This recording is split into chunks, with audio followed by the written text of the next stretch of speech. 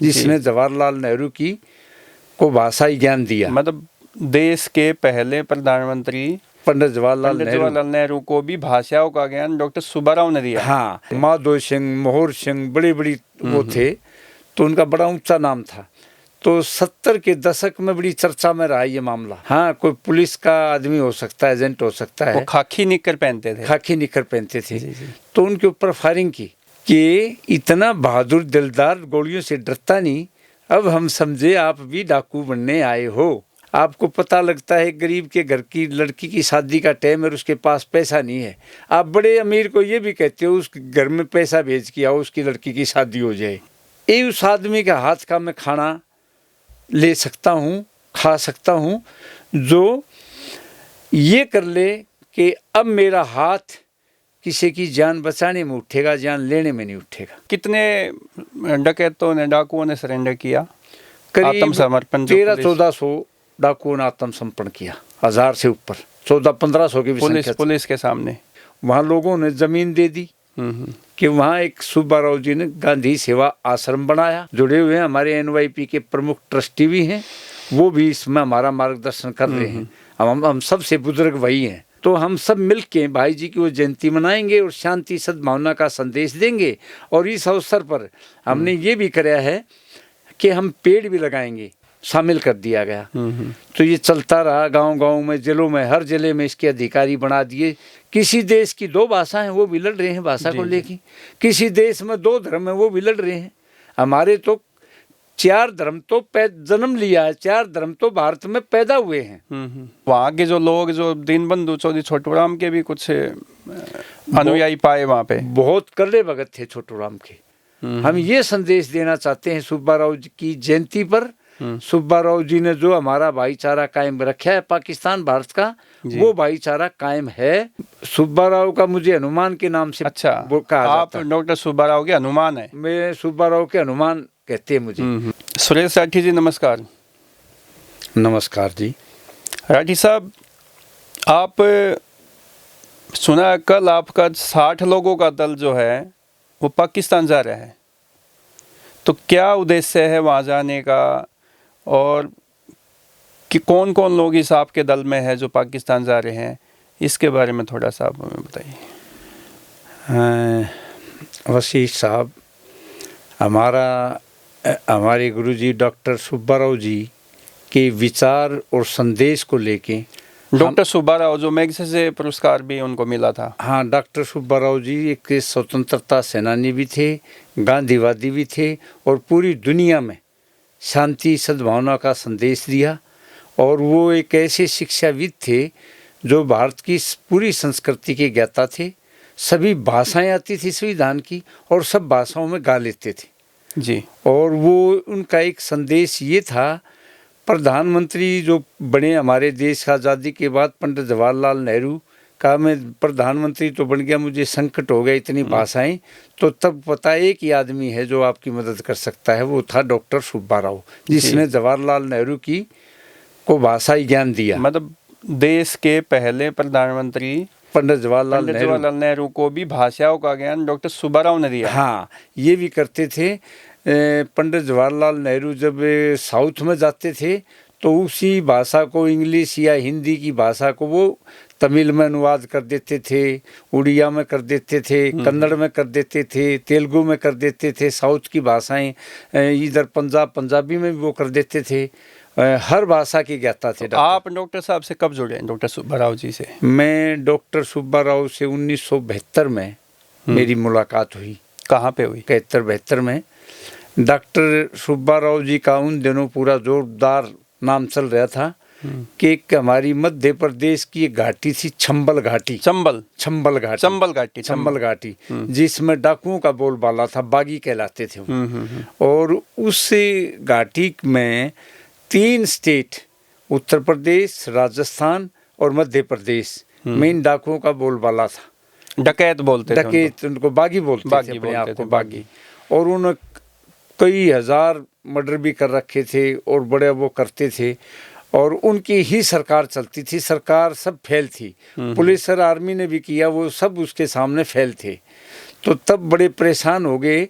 तब सुब्बाराव जी से किया 70 के दशक में, 1970 में दशक में सुब्बाराव का ये किया कि इस आदमी को संत विनोबा भावे और लोकनायक जयप्रकाश नारायण दोनों ने सुब्बाराव जी को कहा, जी इस समस्या से इस देश को छुटकारा दिला दो, और आप ही दिला सकते हो।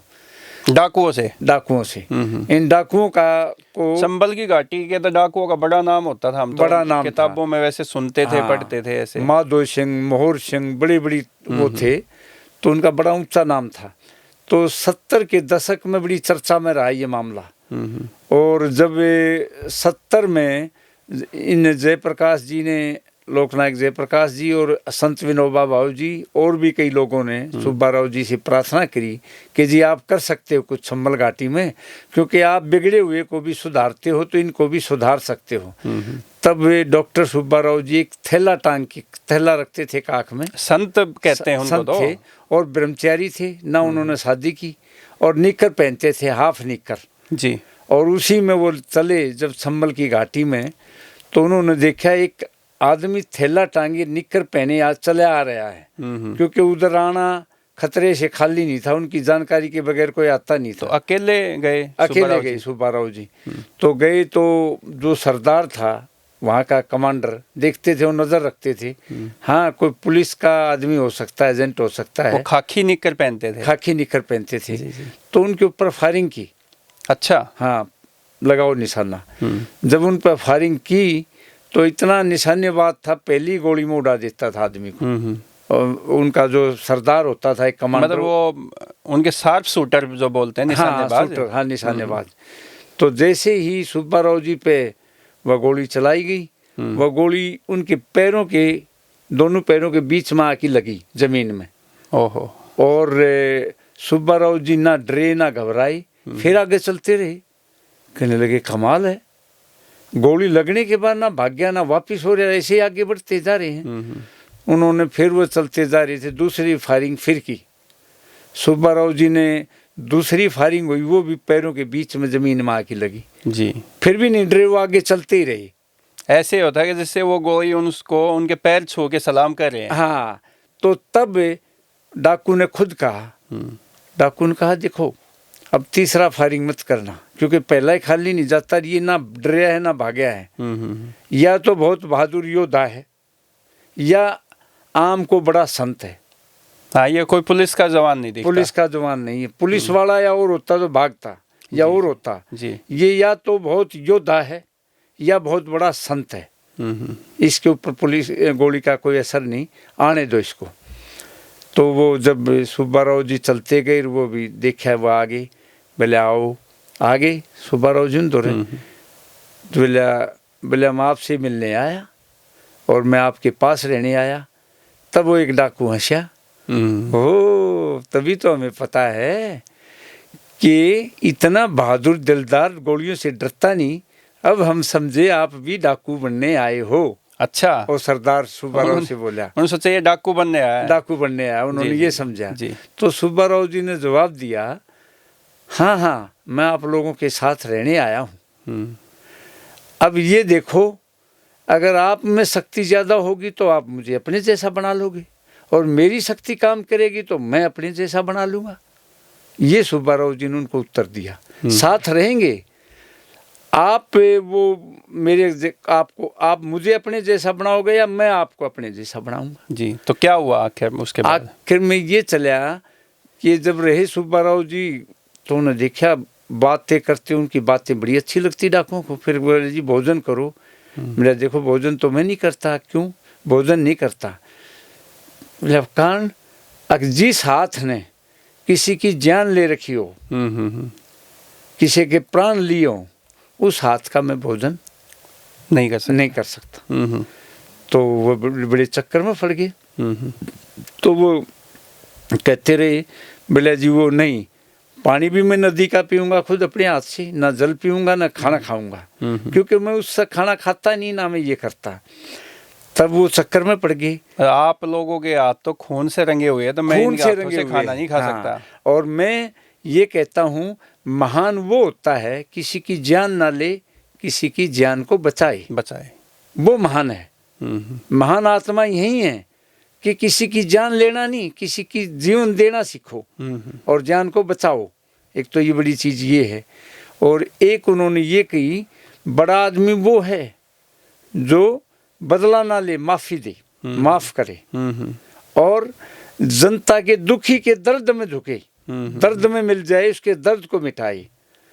तो फिर नु बोला नहीं, आपके अंदर सारी कमियां भी नहीं है, आप मारने वाली जान लेते हो ये तो गलत करते हो, दबाव देते हो ये भी गलत करते हो। लेकिन मुझे एक बात आप लोगों की अच्छी भी लगी है, आपको पता लगता है गरीब के घर की लड़की की शादी का टाइम है और उसके पास पैसा नहीं है, आप बड़े अमीर को ये भी कहते हो उस घर में पैसा भेज के आओ, उसकी लड़की की शादी हो जाए। उसके खाने के लिए दाने नहीं है घर में, वहाँ अनाज भेजो। मतलब उनका कहने का ये मतलब था कि डकैत जो है आप परिस्थितियों की वजह से बने, डकैत बनना नहीं चाहते। हाँ, परिस्थितियों की वजह से बने। तो जब वो उनके बीच में रहे, उनसे वो प्रभावित होते गए, सुब्बाराव जी से जी। फिर उन्होंने कहा जी आप, हमें बड़ा दुख हो रहा है, हमारा दिल तड़पने लगा है, आप भोजन लो। कहने लगा देखो भोजन तो मैंने क्लियर कर दिया, मैं नहीं लूँगा उस हाथ से जी। तो आखिर में एक बात सामने आई कि जी कैसे भोजन लो आप, आज 7वां दिन शुरू हो गया, 7 दिन तक आपका व्रत चल रहा है, अब हम बहुत परेशान हो गए। डाकुओं के बीच में 7 दिन तक व्रत किया, 7 दिन व्रत किया, भोजन नहीं किया डॉक्टर सुब्बाराव ने। तब डॉक्टर सुब्बाराव ने कहा हाँ, ये उस आदमी के हाथ का मैं खाना ले सकता हूँ, खा सकता हूँ, जो ये कर ले कि अब मेरा हाथ किसी की जान बचाने में उठेगा, जान लेने में नहीं उठेगा। ओहो हो। ये फिर सबसे पहला जो डाकू था, एक मुस्लिम डाकू था। अच्छा। का सरदार जी, और जो डाकुओं का सरदार था, उसने कहा मलखान सिंह, डाकू मलखान सिंह। बोले जी मलखान सिंह का दिल पसीज गया है और मुझे डॉक्टर सुब्बाराव जी की बातें पसंद आ गई, मैं इनका भगत हो चुका हूँ। आज के बाद मेरे हाथ किसी की जान बचाने पे उठेंगे, किसी की दुख दर्द पे उठेंगे, मैं किसी की जान नहीं लूँगा अब तक। और गुरु, मैंने तो इसको गुरु मान की और आज मैं ये कसम खाता हूँ और मैं अपने हाथों से भोजन कराऊंगा। तो उन्होंने अपने हथियार वहीं पर सुब्बाराव के सबसे पहले समर्पित कर दिए। और धीरे धीरे फिर तो क्या था, खाना लिया और सुब्बाराव जी के धीरे धीरे परिवर्तन होने लगे। आज 5 कर रहे हैं, आज 10 कर रहे हैं, आज 100 हो गए, आज 200 हो गए, 300, हजारों लोगों ने हथियार रख के, ना बंदूक चली ना गोली चली, और वो अपने दिल से उन हजारों डाकुओं को संत बना दिया। और अच्छा, वो फिर समाज सेवा में लगे। वो एक डकैत थे जिसने 200 से भी ज्यादा लोगों की हत्या की थी, वो जो डॉक्टर साहब के साथ ही रहने लग गए थे, क्या नाम था उनका?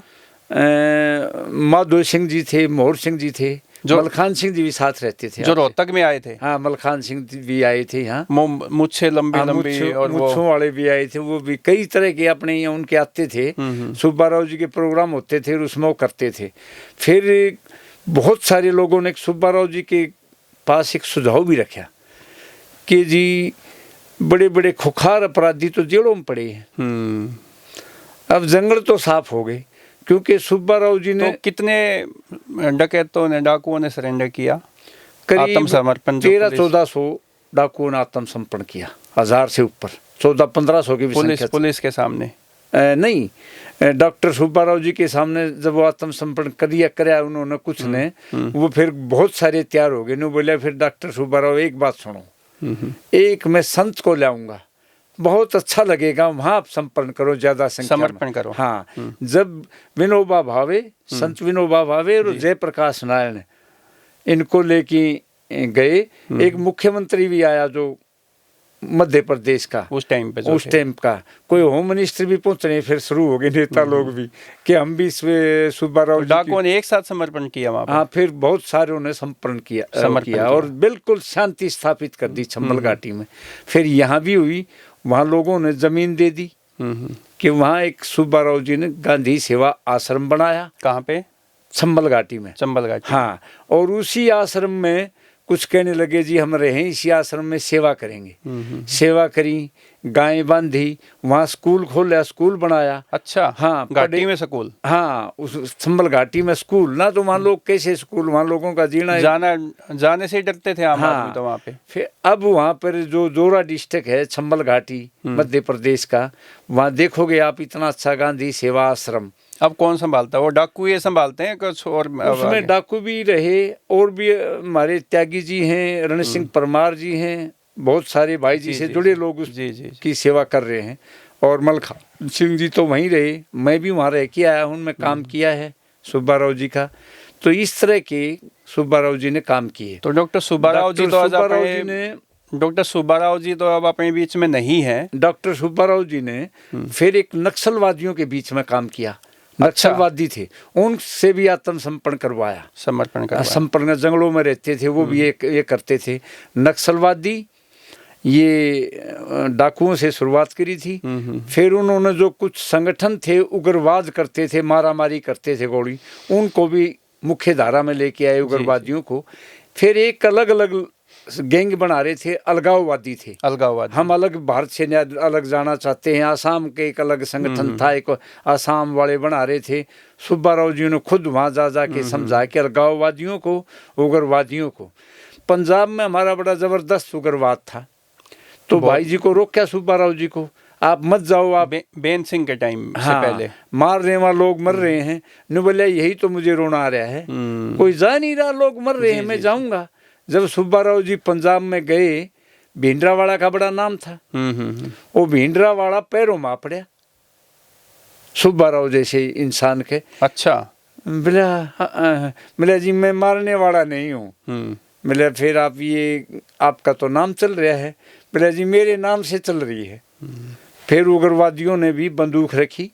बोला जी अब तक हम उग्रवादी थे और किए गलत, आज हम आपके दर्शन होकर आज हम भी संत बन रहे हैं, संत ही बन जाएंगे हमारे।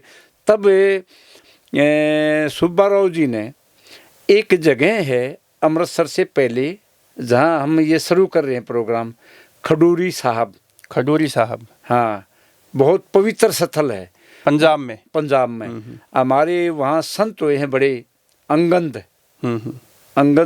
की कर्म भूमि है वो। अंगद की कर्म भूमि।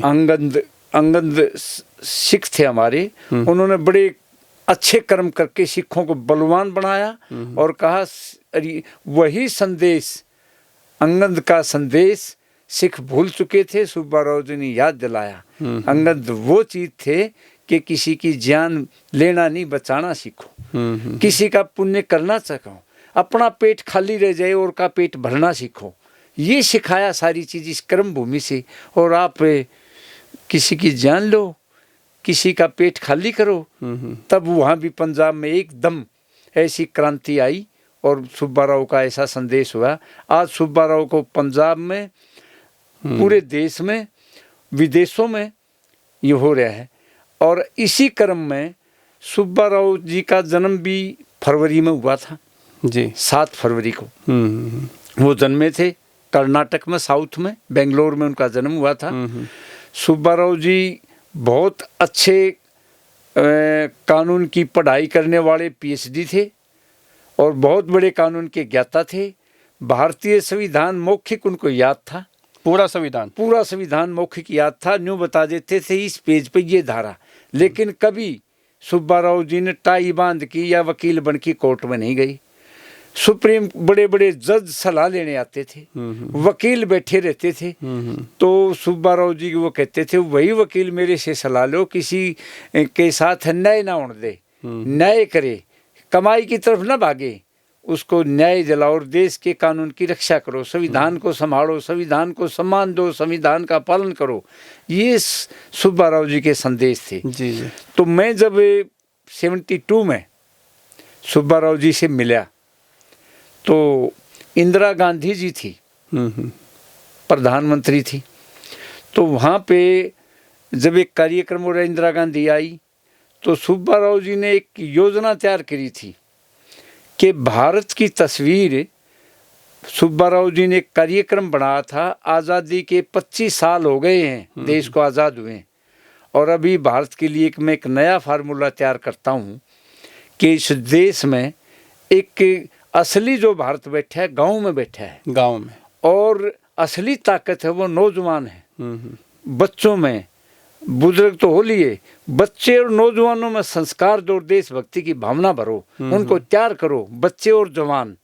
ये नारा दे कि सुब्बाराव जी ने, इंदिरा गांधी जी बोली जी क्या बनाया जाए, तब राष्ट्रीय सेवा योजना जो स्कीम जो लागू की थी, वो तो आज़ादी के बाद उसमें जो पहले शिक्षा मंत्री थे वो अपने मौलाना आज़ाद जी जी, उन्होंने कहा जी मुझे बताओ शिक्षा के स्तर में क्या काम किया जाए। अब पढ़ाई के साथ साथ छात्रों को सेवा का भी वो जोड़ा जाए, उनको नंबर दिया जाए, भैया जी कुछ योजना बनाओ, तब राष्ट्रीय सेवा योजना तो अभी भी डॉक्टर सुब्बाराव जी ने यह तैयार किया था, और ये फिर भारत सरकार ने शिक्षा विभाग में ये लागू की।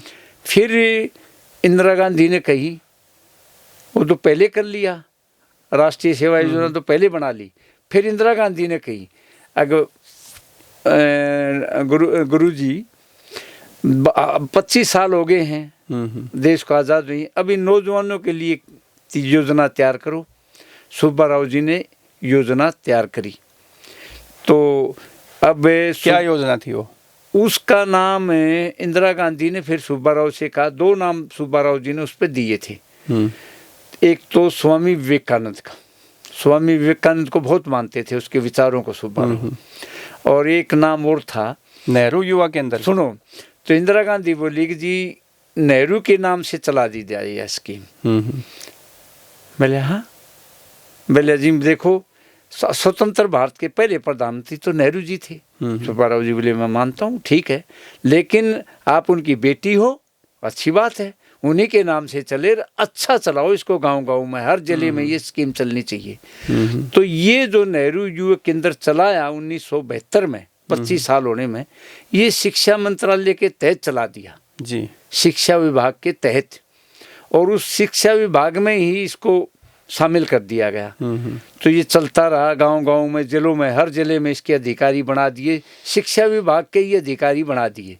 हमारे हरियाणा के जो पहले जिला इसके शिक्षा की कोऑर्डिनेटर बने होशियार सिंह मलिक को नियुक्त किया था, पहला दफ्तर करनाल में खोला था। अच्छा, पहला दफ्तर करनाल में खोला था इसका। पहले इन्होंने कम खोले, धीरे धीरे के हर जिले पे खोल देना है।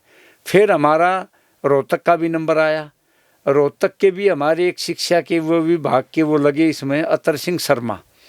फिर यहाँ पर एक गुड़गांव से प्रिंसिपल थे, वो भी यहाँ पर बोकन। चलो ये तो बात सही है। आप जैसे डॉक्टर सुब्बाराव जी ने उग्रवाद, आतंकवाद, अलगाववाद और डकैत, जो चंबल की घाटी में जो डकैत होते थे, उन सब लोगों को तो शांति के मार्ग पे पहुंचाने का काम किया। उसके बाद कोई जैसे किसी और देश में भी गए ये संदेश ले गए? हाँ, डॉक्टर सुब्बाराव जी की काम को देखते हुए आपको जान के खुशी होगी, पंडित जवाहरलाल नेहरू ने संयुक्त राष्ट्र संघ में जो सारे दुनिया के देश इकट्ठे हुए थे 1952 में, डॉक्टर सुब्बाराव के नेतृत्व में लोकसभा के सदस्यों का एक प्रतिनिधिमंडल भेजा वहाँ पर, तो उस संयुक्त राष्ट्र संघ में सुब्बाराव जी छा गए। अच्छा, सुब्बाराव जी ने जो एक ऐसी बड़ी बात कह दी तो उन लोगों ने कहा ये तो दूसरे स्वामी विवेकानंद आ गए। सुब्बाराव जी ने कहा अरे देश, उनकी भाषा में भी बोल दिया। वो तो भाषा नहीं, दूसरे देश की भाषा नहीं समझ रहे थे, आपस के देश की भाषा नहीं समझ रहे थे। सुब्बाराव जी ने उनके देश की भाषा भी बोल दी, और सुब्बाराव जी ने कहा माफ़ करना, आप अध्ययन कर लेना, सारे देश बैठे हुए हैं, इनमें मैं एक बात कहता हूँ, सारी दुनिया में सबसे पवित्र भूमि है वो भारत है। अच्छा, सबसे महान देश है वो भारत, महान देश है। क्यों महान है? आप लोग कहीं धर्म के लिए लड़ पड़ते हो, कहीं भाषा के लिए लड़ते हो, सबसे ज़्यादा धर्म हमारे पास है, सबसे ज़्यादा भाषाएं हमारे पास हैं। किसी देश की 2 भाषाएं वो भी लड़ रहे हैं भाषा को लेके, किसी देश में 2 धर्म है वो भी लड़ रहे हैं। हमारे तो 4 धर्म तो जन्म लिया है, 4 धर्म तो भारत में पैदा हुए हैं, 4 धर्म तो भारत में ही बने हैं, इसके अलावा और दूसरे धर्म के लोग भी आके बस गए हैं, वो भी रह रहे हैं इकट्ठे होके। और आप तो एक प्रदेश में ही दो धर्म वाले भी आपस में लड़ रहे हैं, झगड़ा हो रहा है। तो ये बातें रखी तो मेरे जो भारत की संस्कृति, मेरे देश की भूमि और भारत देश महान, दुनिया में बेजोड़ अनोखा भारत देश महान, ये गीत भी गा दिया था। अच्छा। तो नेहरू ये सब बड़े खुश है, वाह जी वाह, आपने बहुत बात को चमका दिया। उसके बाद सुब्बाराव जी के पूरे देशों में बुलाने लगे और पूरे देशों में, पूरी दुनिया में घूमे सुब्बाराव जी। फिर उन्होंने कहा नौजवानों को साथ बिठाओ, जोड़ो, भारत के नौजवान आपके नौजवानों से मिले, एक दूसरे के नौजवानों को मिलाओ। प्रोग्राम हो गया, अपनी एक्सचेंज संस्कृति को, हाँ, देश को समझे, जाने, हाँ, पहचाने। फिर हमें भी सुब्बाराव जी के साथ विदेशों में जाने का मौका मिला। कितने देशों में जा चुके हैं आप? मैं करीब 45 देशों की यात्रा कर चुका हूं। आप 45 देशों की डॉक्टर साहब के साथ? डॉक्टर सुब्बाराव के तो साथ। कौन कौन से देश में गए? मैं बर्मा में भी गया, सिंगापुर में भी गया, इंडोनेशिया गया, मॉरिशस गया, फिजी गया और इज़राइल गया, कनाडा में गया, वो नाइजीरिया में गया, बांग्लादेश गया, भूटान गई, ये अपना नेपाल गए, यानी पाकिस्तान में भी गई। पाकिस्तान में भी गए। तो 45-46 देशों की यात्राएं तो पाकिस्तान में आप कब गए पहले? ये 2000 के करीब 22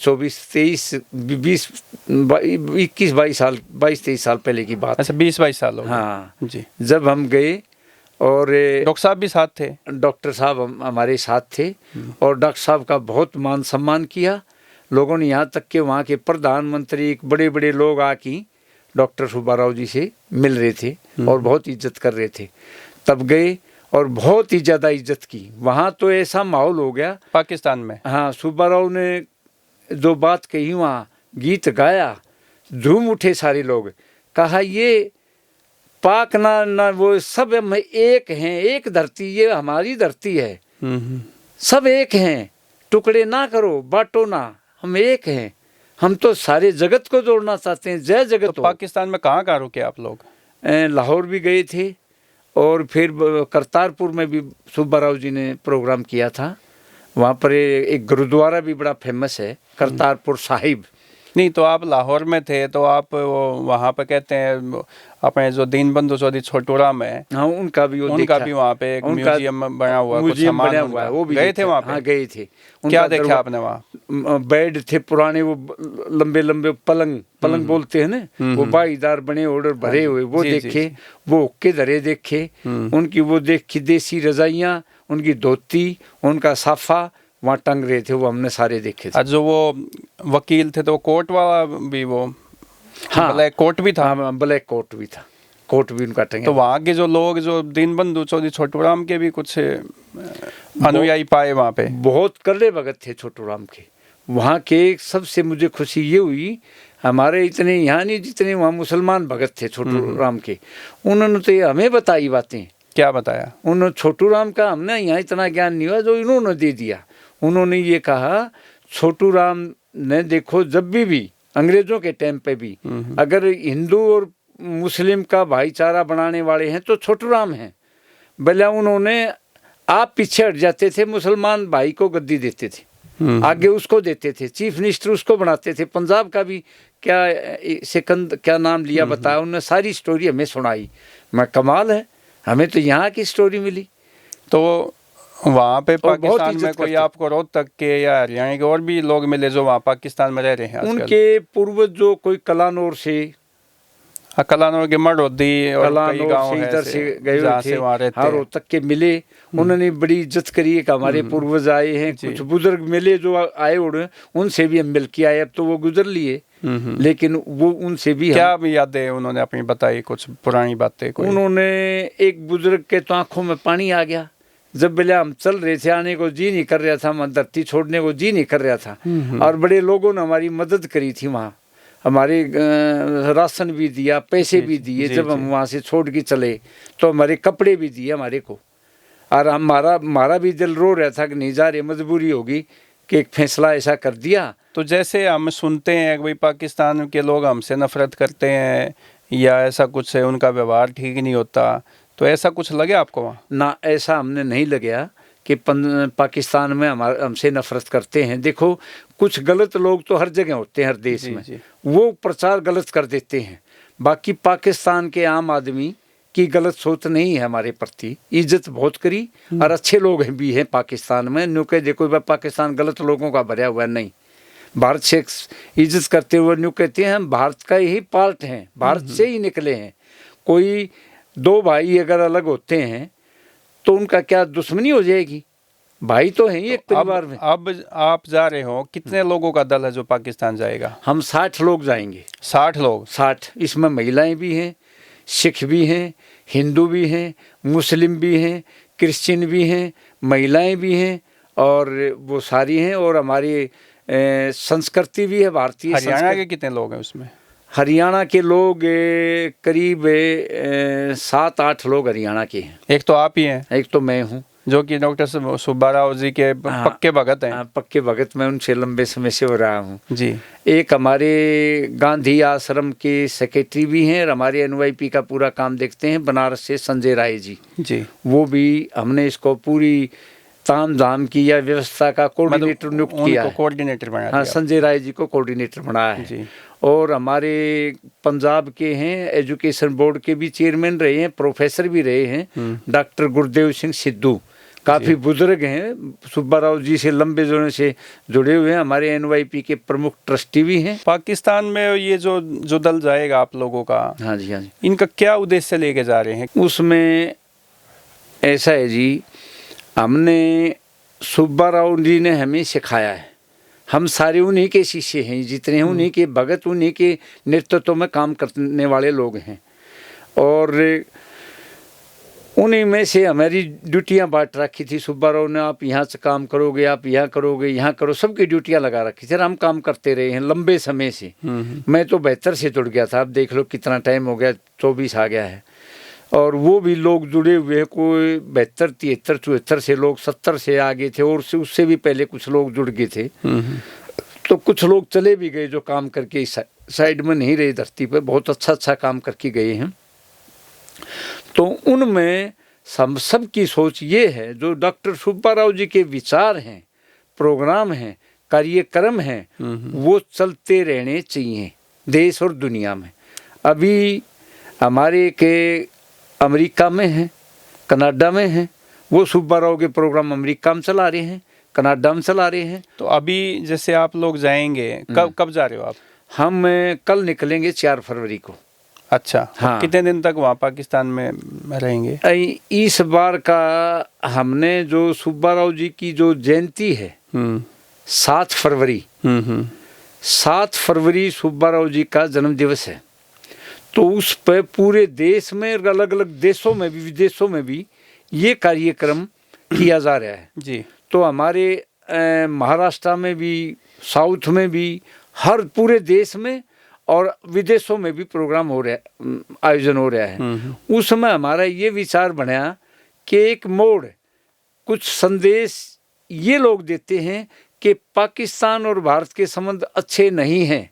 हम ये संदेश देना चाहते हैं सुब्बा राव जी की जयंती पर। सुब्बा राव जी ने जो हमारा भाईचारा कायम रखा है पाकिस्तान भारत का, वो भाईचारा कायम है और इसी के तहत हम श्रमदान संस्कार हमें सिखाया है सुब्बा राव जी ने। पेड़ भी लगाएंगे और हम वहाँ खंडूरी साहब से या यात्रा जो वो हुए हैं हमारे अंगद जी, महान आदमी जो पंजाब से, हाँ पंजाब से, और हमारे पंजाब के लोग ही वहाँ से शुरुआत होगी। वहाँ से शुरुआत होगी। फिर हम पहले पहुँचेंगे वो करतारपुर साहिब जी, जो हमारा वहाँ सिखों का भी वो है गुरुद्वारा, और बड़ा प्रसिद्ध जगह है जी। और फिर हमारी तो जो पंजाब की उस टाइम हम सब पंजाब के पास थे, पंजाब की राजधानी ही लाहौर होती थी। हमारे बुजुर्ग लोग लाहौर में रुकते थे, छोटू राम जी तो रहते लाहौर में थे।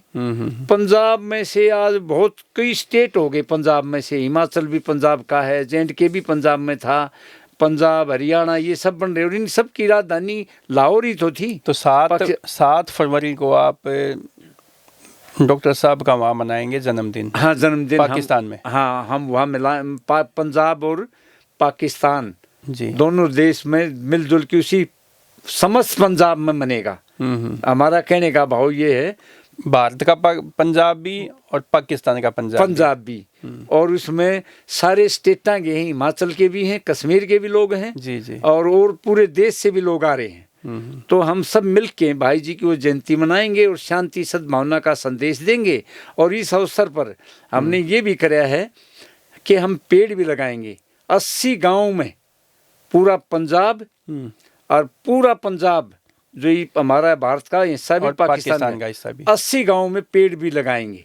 अच्छा, हाँ, पूरे देश से पेड़ आएंगे। तो परमिशन ले ली आपको? हमने ये सब परमिशन ले ली है, भारत सरकार और पाकिस्तान सरकार, गृह मंत्रालय से। हम सबको वही लोग जाएंगे जिनके पूरे कागज, पासपोर्ट, स्वीकृति वही 60 लोगों की हमारी हुई है, हो चुकी है। अब और कोई आदमी 61वां नहीं हो सकता। बाकी जो लोग हैं जाने वाले तो यात्रा के 60 होंगे, वैसे पूरे देश से 400 साढ़े 400 लोग वहाँ पर पहुँच रहे हैं इस जगह पे, खंडूरी। हाँ, खंडूरी। और वहाँ से फिर हमारी यात्रा चलती रहेगी, पेड़ लगाएंगे। हम 60 आदमी यात्रा वहाँ तक करतारपुर पाकिस्तान में करके आएंगे। पैदल जाओगे? बसों से। अच्छा, बसों से। बाघा बॉर्डर के से हम एंट्री करेंगे, बाघा बॉर्डर पे भी जाएंगे। लेकिन जो बाकी लोग हैं वो बाघा बॉर्डर पर आएंगे सारे, जो हमारी पूरी संख्या है।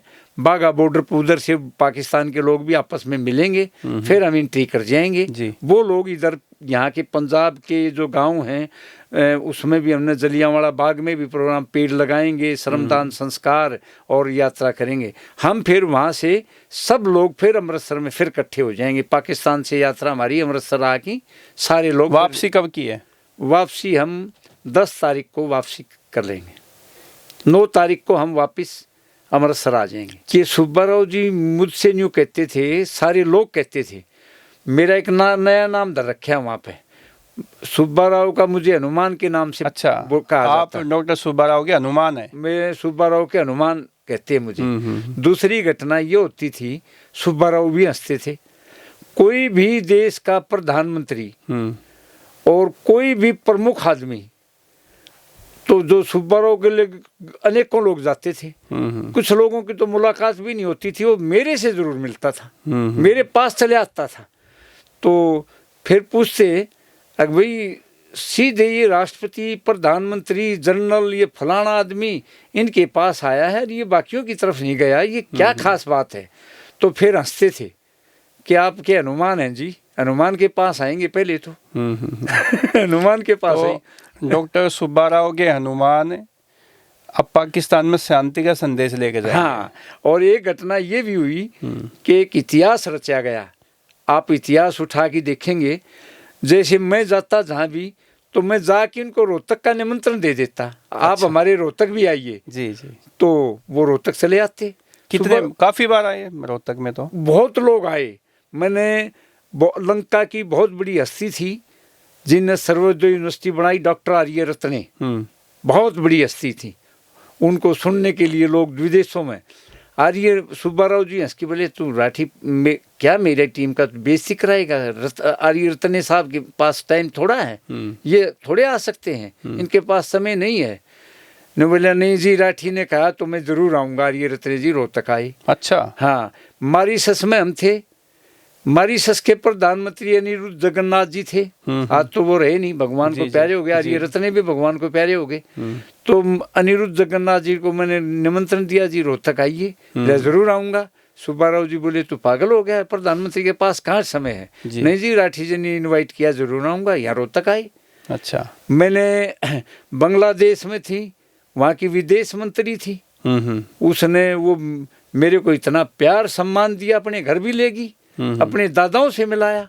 उन्होंने कहा, हमारा तो संबंध ही हरियाणा से बहुत गहरा लाड है। अच्छा। तो मैंने कहा कि आप आइए। विदेश मंत्री थी और बहुत ही अच्छी, डॉक्टर दीपू मोनी, वो भी यहाँ रोहतक आई। रोहतक में आई। फिर वहाँ की नौखाली में गांधी आश्रम है, उसकी अध्यक्ष थी, बहुत बड़ी।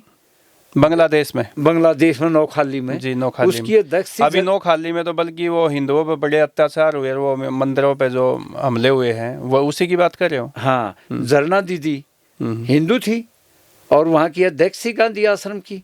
महात्मा गांधी के साथ काम किया, वो भी मैंने कहा तो यहाँ चली आई, सम्मानित किया यहाँ एमडी यूनिवर्सिटी रोहतक में। झरना दीदी यहाँ पर आई जी जी। और उनके सेक्रेटरी हैं जो आर्मी के भी वो बड़े अफसर है, नाभा कुमार जी, आपकी बात भी कराई थी मैंने। हाँ, नाभा फोन कुमार पे बात हुई थी एकदम बांग्लादेश में जो, वो नाभा कुमार जी भी यहाँ आए हैं। और भी मैंने कई लोग बुलाए हैं। फिजी के महेंद्र चौधरी को कहा आपकी तो मिला, मेरी तो धरती है, मैं जरूर आऊंगा। महेंद्र चौधरी यहाँ पे वो तो बहु जमालपुर गांव के भी अपने रोहतक जिले के थे। हाँ, यहीं और के। क्या खेतों में उन्होंने हमारी सेवा करी, क्या इतनी। इंडोनेशिया में हम बाली में रुके, वहाँ के एक बड़ी घटना हुई, अजीब घटना। पहले मैं भाई जी के साथ गया सुब्बाराव जी से, तो उसी घर में मैं सुब्बाराव जी थे, उसी में अटल बिहारी वाजपेयी रुकते थे। वो बोलते थे उनको ओरी, जैसे मुख्यमंत्री बोलते हो वहाँ जनरल बोलते थे। जी जी। जनरल वह बाली का चीफ मिनिस्टर टाइप होता। तो उसमें वाजपेयी जी ने बोला आओ, बड़ी बड़ी हमारी सेवा होती थी। फिर वाजपेयी से भी दोस्ती होगी अटल बिहारी वाजपेयी से, वाह वाह वाह। फिर फिजी में भी महेंद्र चौधरी के वाजपेयी हम फिर इकट्ठे वहीं मिले। अच्छा, अनिरुद्ध जगन्नाथ के भी वाजपेयी हम फिर इकट्ठे मिले। वाजपेयी बोले ये एक बड़ा समीकरण बन रहा है कि इकट्ठे मुलाकात। सुब्बाराव के बड़े फैन थे वाजपेयी जी, बहुत मानते थे सुब्बाराव जी को, अटल बिहारी वाजपेयी जी, और मेरे से बहुत प्यार करते थे। तो यहाँ के लिए अटल बिहारी वाजपेयी ने एक घटना और भी घटी थी। अटल बिहारी वाजपेयी कहने लगे, महेंद्र चौधरी कहने लगे मैंने राठी को, हमारे दादाओं की जमीन है, हिसार रोड पर जमीन थी, कहीं दे दिए प्रॉपर्टी राठी को, जमीन की प्रॉपर्टी लिखित में। चलो राठी साहब, इस पे जो है ना महेंद्र चौधरी जी जो रोहतक में आए थे आपके बुलावे पे, इस पे चर्चा हम बाद में किसी दिन करेंगे। और आप तो पाकिस्तान पे ही, पाकिस्तान में आप जाओगे, बड़े अच्छे आप वहाँ शांति का, सद्भावना का संदेश लेके जाएं। और उम्मीद ये है कि जो दोनों देशों के बीच में जो ये एक तकरार सी रहती है वो ख़त्म हो और दोनों देशों का भाईचारा कायम हो। हम भी आपसे यही उम्मीद करते हैं। यही उम्मीद लेकर हम जा रहे हैं।